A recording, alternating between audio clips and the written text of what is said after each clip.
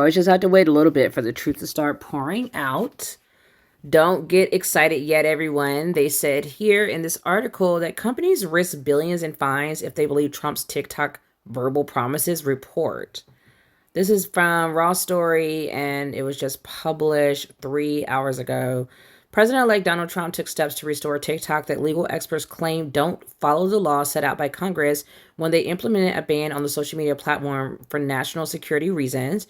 Trump posted to Truth Social Sunday, "I'm asking companies not to let TikTok stay dark. I will issue an executive order on Monday to extend the period of time before the law's prohibitions take effect so that we can make a deal to protect our national security. The order will also confirm that there will be no liability for any company that helped keep TikTok from going dark before my order." According to Politico, Biden officials briefly considered the same option before concluding that the president wouldn't have the authority to use it even ahead of the ban. Congress gave TikTok's Chinese parent company ByteDance until Sunday to divest and sell the company. So far, there's been no news of a sale, although Elon Musk and Shark Tank's Kevin O'Leary have expressed interest. Political reporter Christine Mew wrote, "According to the law, Trump would need to certify to Congress that there is a path to divestiture, significant progress toward it, and the relevant binding legal agreements are in place. None of those conditions appear to be in place yet, as ByteDance has resisted a sale." TikTok went back online in the U.S. shortly after Trump's proposal posting. "In agreement with our service providers, TikTok is in the process of restoring service. We thank President Trump for providing the necessary clarity and assurance to our service providers that they will face no penalties providing TikTok to over 170 million Americans and allowing over 7 million small businesses to thrive. It's a strong stand for the First Amendment and against arbitrary censorship. We will work with President Trump on a long-term solution that keeps TikTok in the United States." According to the report, there are major risks involved in just taking Trump's word for it. Likewise, it's questionable whether the other companies can legally rely on verbal promises from the president to protect them from potentially bankruptcy-inducing fines if they help bring TikTok back. App stores and service providers face a daily $5,000 fine for every user who can still access TikTok, and those penalties easily add up to billions of dollars, Politico is reporting. So I went straight over to Politico because I wanted to get more insight into what they were talking about. So they said Trump reveals his plan to revive TikTok. The president-elect unveiled plans for a day one executive order to save TikTok from a ban, which is immediately raising a host of legal questions. President-elect Donald Trump unveiled plans for an executive order to save TikTok from a federal ban on Sunday, immediately raising questions about the legality of his proposal, which appears to involve nationalizing half of the app. "I will issue an executive order on Monday to extend the period of time before the law's prohibitions take effect so that we can make it a deal to protect our national security," Trump wrote on Truth Social. "My initial thought is a joint venture between the current owners and or new owners whereby the U.S. gets a 50% ownership in a joint venture set up between the U.S. and whichever purchase we so choose." TikTok announced it restored services for U.S. users hours after Trump's announcement. Negotiating that kind of venture would likely involve approval from the Chinese government. Trump's incoming national security advisor, Representative Mike Waltz, a Republican in Florida, implied it might be Chinese President Xi Jinping who ultimately makes the call. When asked about TikTok and ByteDance's lack of interest in a sale, he said China has a very top-down authoritarian system, and after Trump spoke with Xi, they agreed to work together on this. Chinese officials have reportedly discussed working with the Trump administration on selling TikTok to Musk, and the quote-unquote first buddy has some concessions for his own businesses that he hopes to extract from Beijing. Musk said on X Sunday that though he has opposed banning TikTok for a long time, the current situation where TikTok is allowed to operate in America but X is not allowed to operate in China is unbalanced. Something needs to change. Anyways, others, including billionaire Frank McCourt, said, and Shark Tank star Kevin O'Leary previously said they have submitted offers to buy TikTok from Beijing-based ByteDance. O'Leary has met with Trump at Mar-a-Lago in an attempt to earn support for his bid.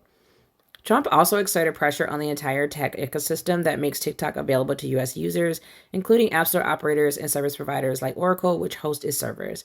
Apple and Google pulled TikTok from their storefront Saturday night after the app itself went dark on users. "I'm asking companies not to let TikTok stay dark," said Trump.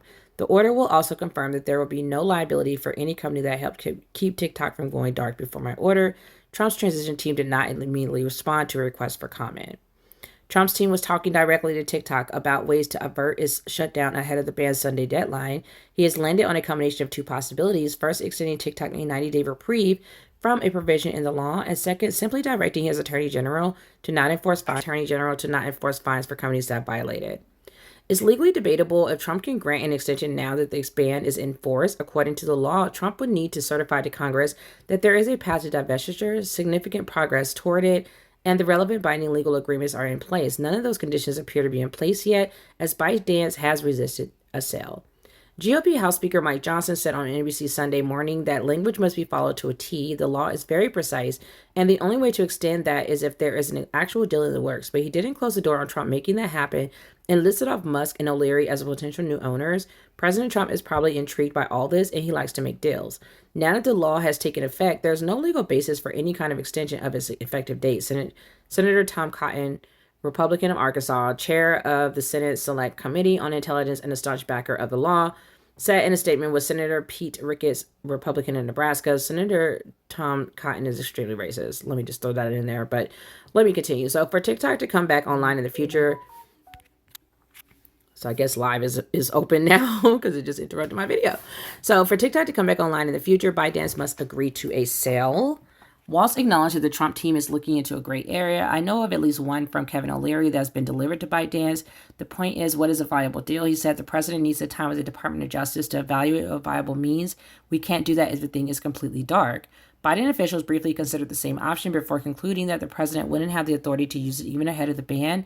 Our interpretation of the law that Congress passed is that absent a credible plan from the company on how they would divest, the president does not have statutory authority to trigger the 90-day extension, a White House official told Politico then.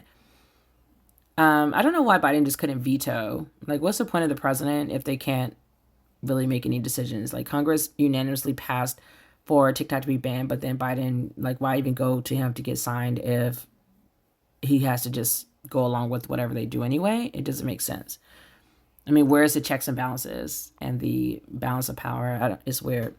So likewise, it's questionable whether the other companies can legally rely on verbal promises from the president to protect them from potentially bankruptcy-inducing fines if they help bring TikTok back. App stores and service providers face a daily $5,000 fine for every user who can still access TikTok, and those penalties easily add up to billions of dollars.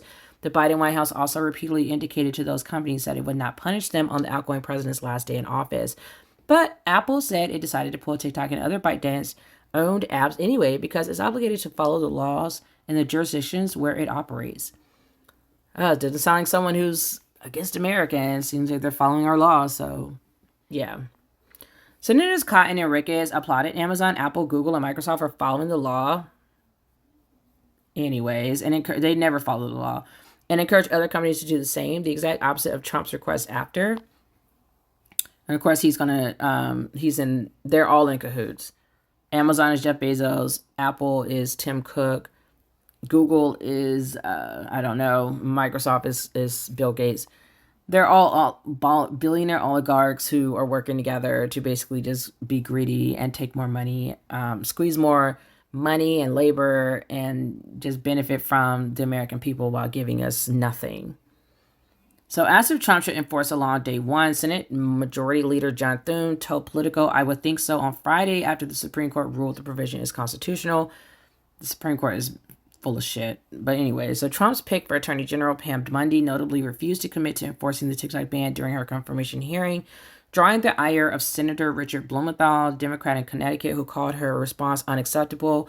Similarly, Senator Rick Scott, Republican of Florida, told reporters that U.S. app store providers like Apple and Google, and Apple, need to comply with the law, and simply said, I expect the laws to be enforced when Politico asked about Bundy's reluctance. They have no problem applying the law because they don't care about the American people. Google, all of them. Apple is, I guess, in cahoots with them. All the oligarchs, they do not care about us, so they don't care if we lose our voice and can no longer speak on TikTok and have like our freedom of speech. So Democrats have also been divided about what role they and Trump should play in the fate of TikTok. Senator Ed Markey, Democrat in Massachusetts, who has attempted to buy the platform more time for a sale, says Sunday morning, I'm deeply disappointed that TikTok went dark last night. I will not stop fighting to fix this mistake in the United States. What are we, a bunch of chumps? Asked former White House Chief of Staff Rahm Emanuel on CNN Sunday, criticizing those he said were as flexible as ballet dancers in their beliefs. When TikTok suddenly took down its feed Saturday night, it sent 170 million U.S. users a clear message about who they should count on to restore access. You can't use TikTok for now, the company said in a pop-up at the time. We are fortunate that he will work with us on a solution to reinstate TikTok once he takes office. Stay tuned. And they're talking about Trump. Many saw the message as a blatant appeal to Trump, noting the law did not compel TikTok itself to turn off and instead punishes other companies that keep hosting it despite the ban. When the law was still being debated, TikTok sent push alerts to its expansive user base, directing to call their congressional offices, but the tactic ultimately backfired. I did not get any push alerts from TikTok. The law doesn't require TikTok to shut down immediately. TikTok has switched to overseas servers and provides service to the 170 million Americans who already have the app. Alan Rosenstein, a former Justice Department official who teaches at the University of Minnesota Law School, said Saturday night, TikTok is trying to put maximum pressure on Congress Trump to undo the ban. And as they should, because why is there even a ban to begin with? So that's the update, you all, on what's going on. I jumped over to Politico and really did not get any extra information about what Trump's plans are besides what we already knew. So that's it. That's what we have for now. Stay tuned and definitely stay vigilant with this presidency and just America in general and our government. They cannot be trusted.